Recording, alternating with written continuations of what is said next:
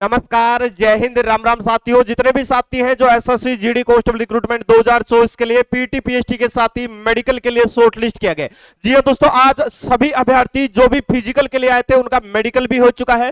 Medical में बहुत सारे कैंडिडेट अनफिट हुए हैं। किन किन वजह से मेडिकल में अनफिट हुए हैं, और भाई इस बार फाइनल सिलेक्शन का आप लोगों के लिए बहुत ही बड़ा मौका है, क्योंकि अगर हम बात करें तो इस बार कट ऑफ कम देखने को मिल सकती है। जिस प्रकार आप लोगों के फिजिकल में उपस्थिति को देखा जाए, अगर फिजिकल में क्वालिफाई होने वाले बच्चों की संख्या को देखा जाए या फिर मेडिकल में फिट होने वाले कैंडिडेटों की संख्या को देखा जाए, तो भाई अगर आपने इस बार एसएससी जीडी के लिए क्वालिफाई किया गया, जी जान लगा के तैयारी कर देना बचे हुए दिनों में। अभी जो मेडिकल का आप लोगों का अभी तक जो बच्चे में फिजिकल पास होने के बाद मेडिकल देके आए, मेडिकल में बहुत सारे कैंडिडेट बाहर हुए। आज बात करेंगे दोस्तों मेडिकल में कितने बच्चों का बैच बना था, कितने बच्चे बाहर हुए और किन किन पॉइंटों को मेडिकल में चेक किया गया। पूरा वीडियो देख लेना, और ये वीडियो देखने के बाद में आपको बहुत ज्यादा हेल्प मिलने वाली है फिजिकल और मेडिकल से जुड़ी पूरी अपडेट के बारे में। सबसे पहले मैं बात करूं तो हर एक सेंटर में 100 कैंडिडेट बुलाए जा रहे हैं, और भाई अगर मैं इस बार बात करूं तो लगभग 40% के लगभग बच्चे फिजिकल के लिए नहीं आ पा रहे। अगर 100 की बात करूं तो केवल 60 ही कैंडिडेट पहुंच पा रहे हैं, और अगर मैं सेंटर की बात करूं तो 50% बच्चे धूप की वजह से रनिंग में बाहर हो रहे हैं। अगर मैं 60 बच्चों में से बात करूं तो केवल 30-35 बच्चे ही रनिंग क्वालिफाई कर रहे हैं। अभी इन सारे बच्चों का मेडिकल हो रहा है, और मेडिकल के अगर रेशियो की बात करें तो भाई हर एक, अगर मैं 30 बंदों की बात करूं तो लगभग 18-19 बच्चे मेडिकली फिट किए जा रहे हैं। बाकी सभी को आरएमई के लिए बुलाया जा रहा है, री मेडिकल का पॉइंट दिया जा रहा है। किन किन पॉइंटों में मेडिकल पॉइंट बन रहा है, मैं सारी चीजें आप लोगों को स्टेप बाय स्टेप बताता चलता हूं कि सबसे पहले सुबह मेडिकल में शुरुआत में आप लोगों की क्या क्या चीजें चेक हुई, कितनी बजे एंट्री हुई, सारी चीजें ऑथेंटिक और अंदर की अपडेट आपको मिलने वाली है। उससे पहले मैं आप लोगों को बता दूं, एसएससी जीडी के लिए आप लोगों को पता है नई वैकेंसी आई हुई है, और जो भी साथी तैयारी करना चाहते हैं उन सभी के लिए किरण पब्लिकेशन की स्पेशल हिंदी की 2013 से लेकर 2024 तक के जितने भी एग्जाम हुए विद सोल्व्ड पेपर्स के साथ में चैप्टर वाइज आप लोगों को गाइड मिल जाएगी, जिसमें मैथ की भी, रीजनिंग की भी और जीके की भी। तो भाई इन चारों ही बुकों का लिंक डिस्क्रिप्शन बॉक्स में दिया गया है, आप ऑनलाइन परचेज कर सकते हैं, अपनी तैयारी को शानदार तरीके से शुरू कर सकते हैं। अभी बात करते हैं दोस्तों मेडिकल के प्रोसेस के बारे में। अगर मैं मेडिकल के प्रोसेस के बारे में बात करता हूं तो जिस दिन आप लोगों का मेडिकल हो रहा है, जैसा कि कल आप लोगों का फिजिकल हुआ तो आज आपका मेडिकल हो रहा है। कई सेंटरों में आप लोगों को 8 बजे रिपोर्ट, कल 8 बजे रिपोर्ट करवाई थी, लेकिन आज बच्चों को 7 बजे बुलाया गया था। कितनी बजे? 7 बजे बुलाया गया था, सुबह 7 बजे। और सबसे पहले आप लोगों का बायोमेट्रिक करवाया गया, एक फॉर्म भरवाया गया, और फॉर्म भरवाने के बाद में आपको चेस्ट नंबर दिए गए। उसके बाद में सबसे पहले दिन आपको बोला जाता है कि कुछ खा पी के नहीं आना, आपको खाने पीने की सामग्री साथ में ही लेके आना, क्योंकि सुबह आते ही सबसे पहले आपके लेब वाले टेस्ट होते हैं,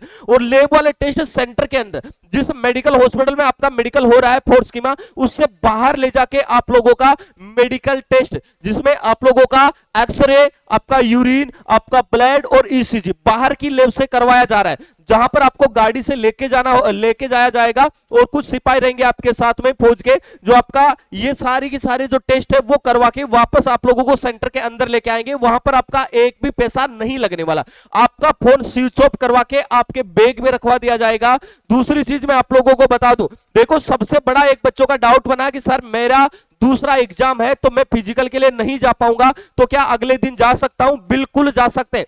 जिन बच्चों का कोई भी जरूरी अर्जेंट अगर कोई वर्क आ गया है या अर्जेंट कोई दूसरा एग्जाम आ गया है एसएससी जीडी से बड़ा, अगर वो देना है आपको तो आप दे सकते हैं। अपने सेंटर पे जाके आपको बोलना है, आप उसके अगले दिन या उसके 2 दिन बाद में भी आप फिजिकल दे सकते हैं। ये चीज भी आप कंफर्म कर लेना। अभी बात करूं तो जैसे ही आप लोगों का यूरिन, ब्लड, एक्सरे वगैरह ये सारी चीजें होती है, उसके बाद में आपको डायरेक्टली सेंटर पे ले लिया जाता है, और सेंटर पे सबसे पहले जो चेक होता है वो चीज मैं आपको बता दूं, क्योंकि जो रिपोर्ट्स आप लोगों की लैब में, जो आपकी लैब में जो टेस्ट किए गए थे उनकी रिपोर्ट्स फिर से मेडिकल हॉस्पिटल में आती है जहां पर आपका मेडिकल चल रहा है, और वो उनका रिजल्ट शाम को सुनाया जाता है।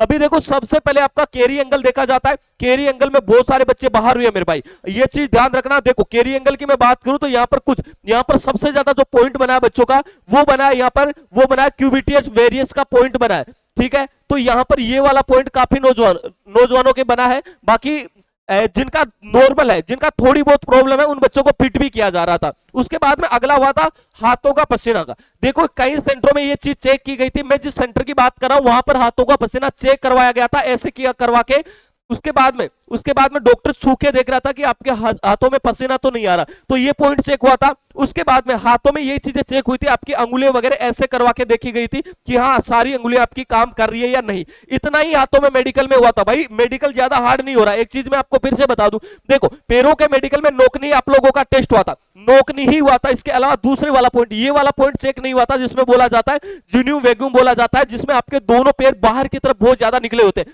ये पॉइंट चेक नहीं हुआ था। जिस सेंटर की मैं बात कर रहा हूं, ये गंगानगर का सेंटर है, उसकी बात कर रहा हूं मैं।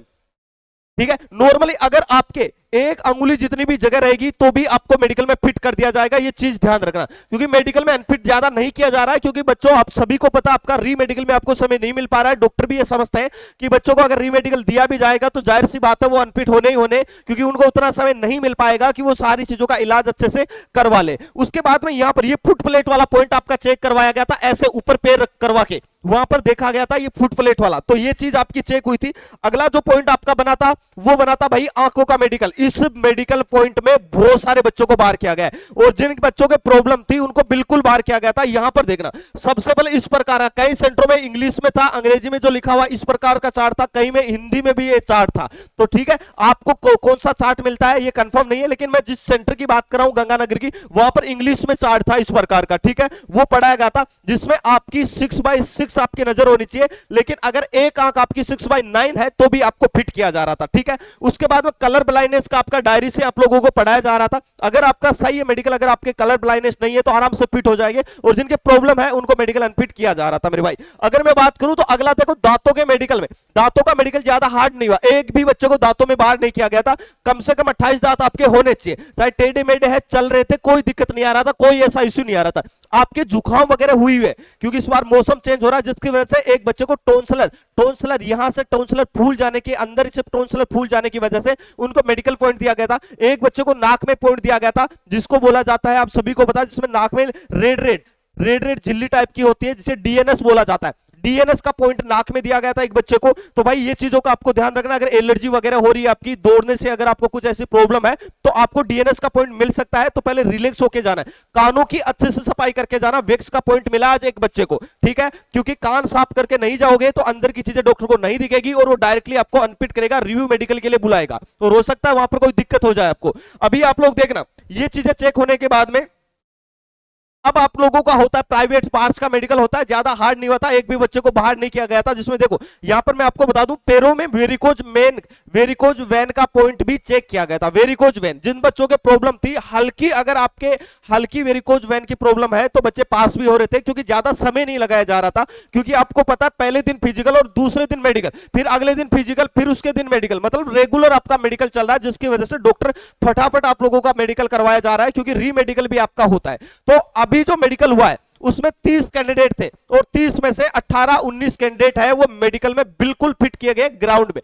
बाकी बच्चों को आरएमई दिया गया, री मेडिकल के लिए भेजा गया, और री मेडिकल अगले 2 दिन के बाद में, मतलब री मेडिकल के लिए 2 ही दिन का समय यहां पर मिल रहा है। तो अपनी तरफ से बिल्कुल सावधानी से आपको जाना है। मेडिकल ज्यादा हार्ड नहीं हो रहा, बहुत सारे बच्चे घबरा रहे हैं, जिसकी वजह से उन्हें बीपी वगैरह का पॉइंट मिल रहा है। तो आपको बिल्कुल नॉर्मल व रिलैक्स होकर जाना है। एक एक बच्चे का मेडिकल हो रहा है, जैसे एक बच्चा अंदर आएगा रूम में, उसका मेडिकल होगा, फिर वो बाहर जाएगा, फिर दूसरा बच्चा आएगा, मतलब एक साथ नहीं करवाया जा रहा है। तो एक एक बच्चे का यहां पर मेडिकल हो रहा है, बिल्कुल रिलैक्स होकर आपको जाना है। इनके अलावा अगर आपको कोई प्रॉब्लम लग रही है तो आप कमेंट करके आप मैं जरूर बता देना। आज शाम को जिन बच्चों का मेडिकल और फिजिकल होगा उनकी पूरी रिपोर्ट आप लोगों को मैं लाइव बताने वाला हूं।